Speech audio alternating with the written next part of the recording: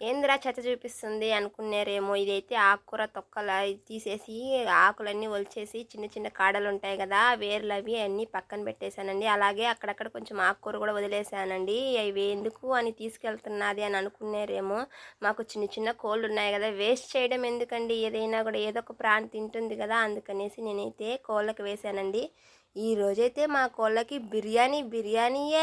ఆ కూర అంటే ఎంత ఇష్టమండి మా కోళ్ళకి. నిజంగా మనం చెప్పాలంటే కోళ్ళు బిర్యానీ అవన్నీ తినే కన్నా ఆకుకూరలు తింటే ఎంత హెల్తీగా ఉంటాయో చూడండి. మనం ఆకుకూరలు వదిలేసి చికెన్లు మటన్లు ఇవన్నీ తినేదానికి అలవాటు పడతాం, కానీ అవి హెల్తీగా ఉండాలంటే ఆకుకూరలు పురుగులు ఇవి అవి తింటాయి. మనమైతే చికెన్లు మటన్ తిని మన ఆరోగ్యాలన్నీ దొబ్బేస్తున్నాయి.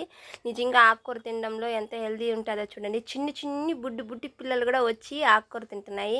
మా బుడ్డి పిల్లలు ఎలా ఉన్నాయో కామెంట్ చేయండి. ఇప్పుడే ఒక 2 రోజులు అయిందండి పుట్టాయి, అయినా కానీ ఆ ఆకుకూర తినేదానికి వస్తున్నాయి.